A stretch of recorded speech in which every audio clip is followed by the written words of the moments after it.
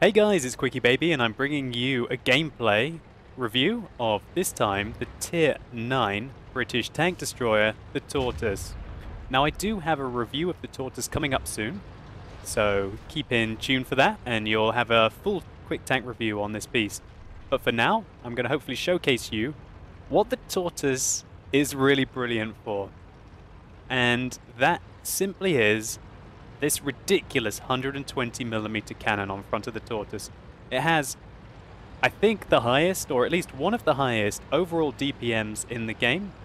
It has a crazy rate of fire with this 120mm, which means that it can fight itself out of a lot of trouble, which hopefully I'm going to showcase. So I'm just going to speed it up a bit, because as you can see, upslope, the Tortoise is traveling at 7 to 8 to 10 kilometers an hour. Having a max speed limit of 20 kilometers an hour really slows you down a little bit in the Tortoise. So we're playing on the 8.7 map, Sacred Valley. This Korean map has some lovely opportunities for this tank.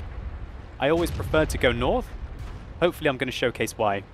Now, immediately, the Tortoise has a ridiculous weak point on front of its tank. You see this machine gun port on top of the tank here? If you shoot this, you will be able to penetrate the Tortoise nearly every time with only 200mm of penetration. The rest of its armor, I mean, its lower plate is very flat, and if you have a clear shot on its lower plate, then take it. However, just simply hit the top of its tank. It's not fast, it's not able to move it very quickly. It is a very large flat surface, which you can pen from almost every angle reliably. One thing that you'll notice as well is that the Tortoise's gun is maybe the mid part of the superstructure of the tank. What this means is that the Tortoise will be firing out from here, and this is where you look out. So if I click here, if I was in sniper mode now, we would be looking from this part of the tank. That means that, say there was a ridge line in front of us, the enemies can actually shoot your cupola before you can shoot them. And sorry, I'm not sure if this is a cupola or not. It looks just like a machine gun turret. Actually, it does look like there's some viewports there. But still, really, watch out for this. Now, one of the reasons why I'm highlighting this is because on this corner, you can see that the hill, the ridge line that comes out here, will be on the right-hand side of the tank. Due to the wide gun arc of the Tortoise, I will be able to hide this part of my tank, hiding my cupola from the enemies around the corner. Keep that in mind when you're watching the rest of this replay. So here we go, we're trying to snipe the cheeks of the Centurion 7-1 there, but we missed and penetrated the front of the Tiger II's turret. Again, we try and snipe the cheeks of the Centurion 7-1. Now we're going to aim for the top of his tank, but it bounces. Now the top of the tank on the Centurion 7-1 is quite hard to penetrate when you're aiming up at the enemy. And there we missed the cupola of the Tiger II and bounce off the top of his tank. But can you believe the rate of fire? The rate of fire is just absolutely insane. And again, we failed to do damage, even though we hit his cupola flush. And another bounce off the Centurion 7-1. I really do not have much luck from this position firing up at the enemy. I think it's because of the angle I'm firing up and it maximizes their armor. And another bounce! Okay. I mean, I'm taking clutch shots here, which I'm not aiming very carefully. But, okay, RNG is RNG. Now the enemies are getting confident. He comes around the corner and he gets punished. I take his track off. And take him out there, shooting the nose of his tank, which had a very flat surface. And just look at the rate of fire on this Tortoise. It's absolutely redonkulous. Absolutely ridiculous DPM coming out of this tank. Looking there for the cupola. Finally go through the cupola. We pull back before he's able to hit us. And because of the rate of fire of this tank, I know I'll reload before him.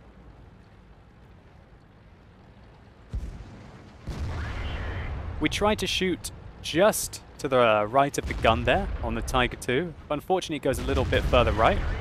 This Centurion 7-1's going crazy, and we're holding the enemies back here. We try and fire one clutch at the top of the KV-4. It didn't hit him. He comes round and tracks us. That's fine. We look for a shot there on the 7-1, who YOLOs, and we put a big one into him. So just looking at the situation now. We've lost the IS-3 and the Carnarvon, and That AMX-50-100 was never in the fight, but we've lost 2 of our tanks, and the T-30 has been reduced to not much health. Fortunately, we've still got all of our health left. Let's continue. We're against an overwhelming number of enemies at the moment. We fire one straight at the Tiger II's gun there. It was ineffective though.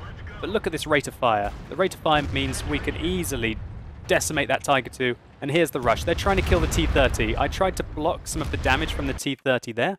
You saw me reverse to try and stop the KV-4 from shooting him in the side. But I was unable to really stop the surrounding enemy from taking him out. So I focused down the Tiger II there because I want to take these guys out one by one. But now we're against a Centurion 7-1 with half health and a KV-4 with all of his health left, as well as having a T-30 who's threatening us from the above position. So I decide, okay, 7-1 first, let's get this guy out. Put one into him. KV-4 bounces and the Centurion 7-1 bounces. I'm trying to go backwards and forwards to be unpredictable. And now the enemy do some good work. I have to admit, the enemy do some good work. The Centurion figures out that he needs to turn. And oh, it's not enough. There was another Tiger II round the corner. Oh, that's okay. So I'm trying to get a shot on the Centurion 7-1, but I can't. The KV-4 has got my backside. So what I'm trying to do now is I'm trying to push off the 7-1. Unfortunately, someone on my team killed the Tiger II behind me. I lost my ammo rack. I don't want to use it right now. Now I repair my ammo rack after tracking the Centurion 7-1. And so right now, I've got to get my ass to the tank behind me. So that's what I'm thinking. Let's fight myself out of this situation. I just wedge my tracks in there and oh yeah, now I've got it. Okay. We got ourselves out of that tricky situation and the KV-4 is still there. We shoot at the top of his tank and what I see now is that this guy is actually stuck. I see that this guy is actually stuck from the wreck of his friend that we just created. So what I'm doing is I'm pushing back on the Centurion 7-1, stopping him from pushing it forward. And so we're having a bit of a push war. And I know that the Tortoise weighs over 70 tons. I know that the KV-4 is a lot heavier. But I'm locking in the Centurion 7-1 and he's trying to push me back. And you can see the excellent DPM of this tank just means that we just simply get to eradicate him. We took that guy out so quickly. It was absolutely insane. But the fight's not over. I remember that there's a T-30 up here. So we've done 4,800 damage so far with that engagement. We had a large amount of tanks against us. Fortunately, we were able to take them out one by one. And that really is the environment of the Tortoise. Using its high DPM to fight its way out of trouble. Okay, here comes the T-30. I fire one into the Tiger II's gun there, almost out of frustration at the fact that this huge tank graveyard has just surrounded us. But I want to go for this T-30. I fire one clutch into his track, and guess where he shoots me? It would be no surprise to you. Yeah, he knows exactly where to shoot me, straight in the MG port at the top. But I know that he fired a 155 there. Very interestingly as well, he left me on 1 health, which is pretty crazy because I did have 850, I think, just off the top of my head before he hit me. So that was a very high roll with his 155mm cannon. Still being left on 1 health. That's a bit lucky. Let's use that luck and put it to our advantage. Now the T-30 does something really good here. He pulls back, but unfortunately he lets me have the back of his tank anyway. Now, I'm reloading very quickly and he's in a lot of trouble. And that shows you that I can fire 3 times for every time that that 155 hits me. The DPM difference between me and the T-30 is just massive. It's huge. That allows me to really brutalize him very quickly, giving him no quarter. So now I'm trying to aim down for my friends. I notice the enemies are capping. They've got 3 in the cap. Don't really have time to hang around. But what I'm thinking right now is that if I go down this ridge line, as you can see here, then hopefully I might be able to get a bit closer to the enemy and provide better fire support. Because at the range I am now, I could not see the Tiger II and the IS-3. Look, even though the IS-3 and the Tiger II are spotted, I'm unable to see them because of my max viewing, my actual max render distance. So I need to get closer to the enemy. However, being on 1 health, It's not really in my interest to get spotted and die right now. I still had faith that this E75 could do some good work. I also noticed that the Patton and the T-54 are coming from the east, and so I don't really want to give up my flanking position and get flanked by them. So we put a good shot there into the Tiger II.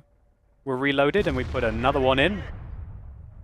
Just hoping for luck that I'm going to be able to fire the third, but he manages to pull back and we can't feather another shot onto the target. So right now I'm thinking that these two Tier 9 tanks should be doing a lot more. All they're against is a crippled Tiger II, two IS-3s, and an Su-122-54.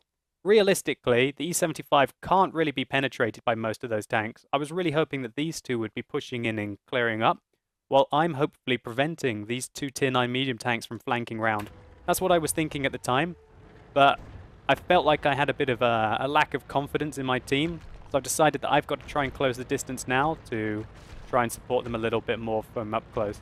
So unfortunately I was a little slow getting into position, and the Tier 9 tanks have managed to get close to my friends. I put one there into that tank destroyer. I'm not really prioritizing a right shot here. Looking back on this gameplay, I sort of have the back of a pattern there that I could have taken advantage of. I should have really maybe shot that pattern a couple of times here. But the game was over anyway. I noticed that the timer went up to 100, and I was realistically just trying to get some more damage off before the game ended. The enemies were doing well at hiding in the cap circle, and that was all she wrote for me. And that was it. That was my game in the Tortoise. So before I look at some post-game stats, let me just quickly review what we saw here. We managed to win an overwhelming battle on the northern flank, and unfortunately our team got outmaneuvered by some strong play from the Tier 9 enemy medium tanks. Due to the fact that we were crippled, we were maybe a little hesitant to get into the position that I was in, and if I'd gone there more quickly, then I might have been able to stop those Tier 9 medium tanks from flanking our E75. Even still, the E75 and his WZ-120 friend played far too passively considering that the Tier 9 medium tanks were not engaging them front on. They should have gone straight into the cap, been aggressive, taken out the lower tier tanks. Although you do have to be worried about that Tier 9 Russian tank destroyer with its very high alpha 122mm cannon. Well, this replay was more about showcasing the Tortoise's strengths and also its weaknesses, and also as a bit of a prelude to the review that I've got coming up of the Tortoise, which I hope I can get a lot of good gameplay for you guys. So anyway, let's take a look at some post-game stats. So here we are, complete Heartbreak game. We're able to get nearly 115,000 credits and 2,200 experience for a loss in our Tortoise. Now the reason why we got that much experience for a loss is because you guys might know in 8.8 they've made it so that if you win any of the hero medals, aka the steel wall that we picked up, if you got a sniper medal, if you got a Top Gun, if you got any of the superhero medals, so to say, like a Pools or Radley Walters, then you get the 50% extra credits and experience bonus that the winning team usually gets. And this has been fantastic for me because there have been quite a few games where I pick up either a Top Gun or a Steel Wall or a Sniper that you end up losing. And getting that huge amount of extra experience is really welcome. If we hadn't already got our Mastery Badge in the Tortoise, this would have been a Mastery Badge for a defeat, which would have been a really nice thing to pick up. So anyway, we can see that we're able to do nearly 7,000 damage this game. That's over double what any of our team were able to do, and nearly 4 times what a lot of our teammates were able to do. If you omit the E75, really our team did very little. It was very disappointing. Just looking at the absolute beast of the Tortoise, we fired 34 shells, 31 of those 34 hit, but because we were aiming speculatively at turrets, for example, and commander's hatches, at angles that really shouldn't have gone in, we were unable to penetrate 23 out of 31 shells. Still 7,000 damage. We took 12 hits, giving us a potential damage of 4,900, and as you know, we ended up with 1 hit point left, which was pretty crazy. At the end there, we tried to do some assistance for the 2 Tier 9 tanks that were trying to defend the cap, and we did put in 30 base defense points. I would have really loved it if I was able to get into a better position and assist my team even more. I'm pretty sure one of them would have just fired an HE shell at us, though, because we only had 1 health. So this was really never a situation I was going to be able to win. One thing I will highlight, guys, is that you should never leave a Tortoise alive. I would almost prioritize killing a Tortoise over an autoloader. Anyway, guys, I hope this gameplay has been entertaining or useful for you. If it has, please consider rating the video down below. I'd really appreciate it. And just a big thank you for watching. You've been epic, and hopefully I'll see you soon.